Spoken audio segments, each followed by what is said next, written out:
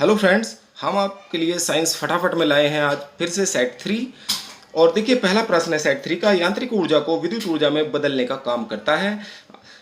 इसमें से आपको ऑप्शन चुनना है, डायनेमो, विद्युत मोटर, डायनेमोमीटर, या इनमें से कोई नहीं। तो देखिए, इसका जो राइट आंसर है वो देखिएगा, विद्युत मोटर जो है। विद्युत मोटर क्या काम करता है? विद्युत ऊर्जा को, ये जो है विद्युत ऊर्जा को किस में बदलेगा? विद्युत ऊर्जा को यांत्रिक ऊर्जा में बदलता है। विद्युत ऊर्जा को किस में कन्वर्ट करता है? ये यांत्रिक ऊर्जा में। इसको ध्यान रखना, ये यांत्रिक ऊर्जा में बदलेगा। और डायनेमो जो है वो यांत्रिक ऊर्जा को, ये यांत्रिक ऊर्जा में।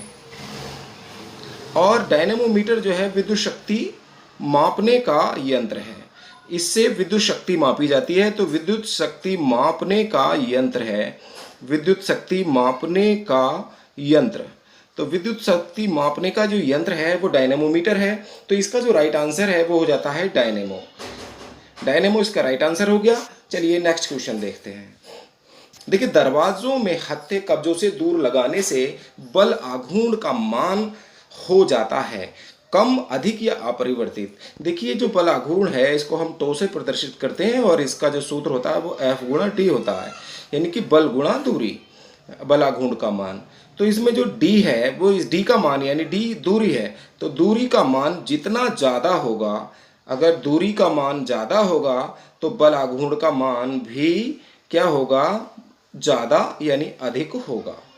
और बल आघूर्ण का मान अधिक होने से क्या होता है? जब हत्थे कब्जों से दूर लगाते हैं तो बल आघूर्ण का मान अधिक होगा और इससे हमें कम बल लगाकर अधिक कार्य किया जा सकता है। इसीलिए हम जो है क्या करते हैं, दरवाजों में हत्थे कब्जों से दूर लगाते हैं। अगर बल आघूर्ण का मान कम होगा तो हमें बल अधिक लगाना पड़ेगा। चलिए नेक्स्ट क्वेश्चन देखते हैं। देखिए, भारत का पहला कृत्रिम उपग्रह कौन सा है? तो भारत का जो पहला कृत्रिम उपग्रह है वो RS-1 रोहिणी, और इसको श्रीहरिकोटा से, ये जो है इसका जो आंसर हो जाएगा श्रीहरिकोटा। इसको श्रीहरिकोटा से क्या है, भारतीय प्रक्षेपण यान SLV-3 द्वारा जो भारतीय प्रक्षेपण यान था SLV-3, इसके द्वारा प्रक्षेपित किया गया था 1980 में। इसके अलावा देखिए आता है आर्यभट्ट। तो आर्यभट्ट के बारे में, तो आर्यभट्ट जो है विदेशी भूमि से छोड़ा गया भारत का पहला वैज्ञानिक उपग्रह था। देखिए क्या है ये आर्यभट्ट, क्या था ध्यान रखेंगे, विदेशी भूमि से छोड़ा गया भारत का पहला, ये विदेशी भूमि से छोड़ा गया था। और विदेशी भूमि से भी कहाँ से? पूर्व सोवियत संघ के बैंकानूर अंतरिक्ष केंद्र से। जो बैंकानूर अंतरिक्ष केंद्र है ये वहाँ से छोड़ा गया था आर्यभट्ट। और एप्पल जो है भारत का प्रायोगिक संचार ग्रह, जिसको 1981 में फ्रेंच गुयाना से छोड़ा गया था। और जो मैटसेट है इसको कल्पना 1 भी कहते हैं। ये PSLV-C4 द्वारा श्रीहरिकोटा से पहला मौसम उपग्रह है। मैटसेट क्या है? मौसम उपग्रह। इसको ध्यान रखेंगे, मैटसेट क्या है? पहला मौसम उपग्रह भारत द्वारा छोड़ा गया। इसको ध्यान रखेंगे, ये मैटसेट, इसको कल्पना फर्स्ट भी कह देते हैं। चलिए नेक्स्ट क्वेश्चन देखते हैं। नेक्स्ट क्वेश्चन है कि 6 फुट लंबे व्यक्ति की लंबाई नैनोमीटर में कितनी होगी? तो देखिए, 6 फुट लंबे व्यक्ति की जो लंबाई है 1.83 into 10⁹ nanometre, 1.83 into 10⁷ nanometre, 1.83 into 10⁵ nanometre, या इनमें से कोई नहीं। देखिए 183 सेंटीमीटर, एक 6 फुट में 183 सेंटीमीटर होते हैं। और इसको अगर हम मीटर में बदलें तो 100 से भाग कर देंगे तो 1.83 मीटर हो जाता है। अब देखिए, मीटर को एक बात और ध्यान रखें, एक नैनोमीटर में, जो एक नैनोमीटर है उसमें 10⁻⁻9 मीटर होते हैं, 10⁻⁻9।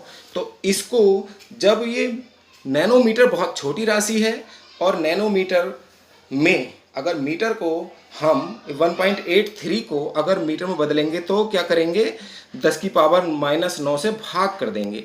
तो इसको 10 की पावर -9 से भाग करेंगे, ठीक है, क्योंकि छोटी राशि से बड़ी राशि में बदलना है तो ये ऊपर गुणा में पहुंच जाएगा, ठीक है। तो 1.83 क्या हो जाएगा, 1.83 गुणा 10 की पावर 9 नैनोमीटर। तो इसका राइट आंसर हो जाएगा 1.83 गुणा 10 की पावर 9 नैनोमीटर। ध्यान रखेंगे इसको, 1.83 गुणा 10 की पावर 9 नैनोमीटर।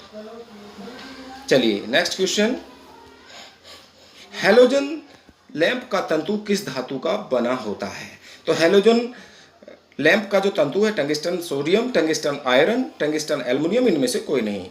तो जो हैलोजन लैंप का जो तंतु है वो टंगस्टन तथा सोडियम धातु का बना होता है। इसका राइट आंसर है टंगस्टन तथा सोडियम।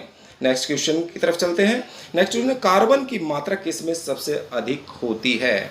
पिग आयरन, इस्पात, तांबा, इनमें से कोई नहीं। देखिए पिग आयरन में सबसे ज़्यादा कार्बन की मात्रा होती है और पिग आयरन को हम ढलवा लोहा भी कह देते हैं। इसका पिग आयरन को क्या कहते हैं, ढलवा लोहा। तो ढलवा लोहा जो होता है उसमें सबसे अधिक मात्रा किसकी होती है, कार्बन की होती है। चलिए नेक्स्ट क्वेश्चन, पृथ्वी के तापमान में वृद्धि का कौन कारण है? Carbon dioxide, sulphur dioxide, carbon monoxide, उपरोक्त सभी। तो पृथ्वी के जो तापमान में निरंतर वृद्धि हो रही है वो CO2 के कारण हो रही है और CO2 की मात्रा हमारे वातावरण में 0.03% होती है और इसकी मात्रा में निरंतर उत्तरोत्तर वृद्धि हो रही है जिससे ग्लेशियर्स पिघल रहे हैं और समुद्र का जल स्तर निरंतर बढ़ रहा है। और ये कार्बन डाइऑक्साइड की मात्रा लगातार पृथ्वी पर बढ़ने से क्या है, इस बढ़ने को क्या कहते हैं, पृथ्वी ऊष्मायन या ग्लोबल वार्मिंग भी कहा जाता है। तो ग्लोबल वार्मिंग किसके कारण हो रही है, क्लोरोफ्लोरोकार्बन के कारण और कार्बन डाइऑक्साइड के कारण। तो ये ग्लोबल वार्मिंग का या पृथ्वी ऊष्मायन का मुख्य कारण क्या है, कार्बन डाइऑक्साइड। चलिए नेक्स्ट क्वेश्चन, तो इसका पहला आंसर क्या हो गया, इसका राइट आंसर हुआ कार्बन डाइऑक्साइड। नेक्स्ट क्वेश्चन की तरफ चलते हैं। शल्य चिकित्सा में एनेस्थीसिया के रूप में प्रयोग होने वाली गैस है। देखिए शल्य चिकित्सा में जो यूज़ होता है नाइट्रस ऑक्साइड, क्लोरोफॉर्म, अमोनिया, इनमें से कोई नहीं। देखिए पहले क्लोरोफॉर्म को निश्चेतक के रूप में या एनेस्थीसिया के रूप में बेहोश करने के लिए जब हम ऑपरेशन करते हैं, शल्य क्रिया करते हैं, तो उसमें यूज़ किया जाता था क्लोरोफॉर्म। लेकिन अब इसकी वजह से लोग क्या है, क्लोरोफॉर्म के कारण कोमा में भी चले जाते हैं या चले गए थे, तो इसलिए इसको बैन कर दिया गया है। तो अब जो है क्या है, नाइट्रस ऑक्साइड इसके लिए यूज़ किया जाता है और नाइट्रस ऑक्साइड का जो सूत्र है वो N2O होता है और इसको लाफिंग गैस भी कहते हैं, हास्य गैस भी इसको कहा जाता है। तो हास्य गैस का यूज जो है शल्य चिकित्सा में किया जाता है। तो राइट आंसर हो गया पहला। चलिए नेक्स्ट क्वेश्चन है, जंग रहित लोहा स्टेनलेस स्टील बनाने में प्रयुक्त तत्व है। देखिए स्टेनलेस स्टील या जंग रहित लोहा बनाने में जो यूज़ किया जाता है वो किया जाता है क्रोमियम, इसको ध्यान रखिएगा। चलिए नेक्स्ट क्वेश्चन, तापीय विद्युत केंद्र से निकलने वाला प्रमुख प्रदूषक होता है sulphur dioxide, carbon dioxide, carbon monoxide, इनमें से कोई नहीं। तो देखिए तापीय विद्युत घर, जैसे तापीय विद्युत घर में क्या जलाया जाता है, कोयला जलाया जाता है और कोयले के जलने से SO2 गैस निकलती है। अगर हम ये सवाल ऐसे भी होता कि ईंट भट्टे जो होते हैं, ईंट भट्टों से कौन सा प्रदूषक निकलता है, तो उसका भी आंसर क्या होगा, सल्फर डाइऑक्साइड। इसका तो पहला आंसर हो जाएगा SO2। चलिए नेक्स्ट क्वेश्चन की तरफ चलते हैं। गाय एवं भैंस की दुग्ध ग्रंथियों को प्रेरित करने हेतु कौन सा हार्मोन दिया जाता है? तो देखिए गाय और भैंस की दुग्ध ग्रंथियों को प्रेरित करने के लिए ऑक्सीटोसिन हार्मोन के इंजेक्शन लगाए जाते हैं। चलिए, और इंसुलिन हार्मोन क्या है, मधुमेह के रोगियों को दिया जाता है, डायबिटीज़ में लगाया जाता है। चलिए नेक्स्ट क्वेश्चन देखते हैं। हृदय पेशियां बनी होती हैं रेखित पेशी ऊतक से, अरेखित व रेखित दोनों पेशी ऊतकों से। तो जो हृदय पेशियां होती हैं जिनको हम कार्डियक मसल्स भी कहते हैं, कार्डियक मसल्स कहते हैं, और जो कार्डियक मसल्स हैं या हृदय पेशियां, ये वॉलंटरी और इनवॉलंटरी दोनों प्रकार की मसल्स से बनी होती हैं, यानी कि रेखित व अरेखित दोनों पेशियों से मिलकर बनी होती हैं। ठीक है। और हृदय पेशियों की विशेषता ये है कि ये कभी नहीं थकती। हृदय ही एक ऐसा अंग है शरीर का जो जन्म से लेकर मृत्यु तक कभी नहीं थकता, निरंतर कार्य करता रहता है। चलिए नेक्स्ट क्वेश्चन। 13वां, दात्र कोशिका अरक्तता यानी सिकल सेल एनीमिया किसकी असामान्यता के कारण होता है? तो लाल रुधिर कणिका, श्वेत रुधिर कणिका, प्लेटलेट्स या इनमें से कोई नहीं। देखिए जो आरबीसीज होती हैं, ये आरबीसीज लाल रक्त कणिकाएं, तो इनमें ये क्या हो जाती हैं, सिकल सेल हो जाती हैं, दरांती जैसी हो जाती हैं, हंसियाकार हो जाती हैं और इनमें O2 की कमी हो जाती है। और इससे क्या होता है, इस रोग को सिकल सेल एनीमिया कहते हैं और इससे रोगी की ऑक्सीजन की कमी के कारण मृत्यु भी हो जाती है। तो इसलिए इसमें ब्लड की काफ़ी कमी हो जाती है। तो इसका जो राइट आंसर है वो है लाल रुधिर कणिका। तो ध्यान रखिएगा। नेक्स्ट क्वेश्चन की तरफ चलते हैं। मानव की खोपड़ी में अस्थियों की संख्या होती है, तो मानव की खोपड़ी में अस्थियों की संख्या होती है 29। जो इसमें भी क्या होते हैं, चेहरे में अगर हम मानव के देखें तो चेहरे में कितनी होती हैं, 14 होती हैं। और जो कपाल होता है, जिसको सिर कहते हैं, जिस पे बाल लगे रहते हैं, माथा भी इसमें कपाल आ जाता है, सिर, तो सिर में होती हैं 8 अस्थियाँ। तो इस तरह से 22 हो गई।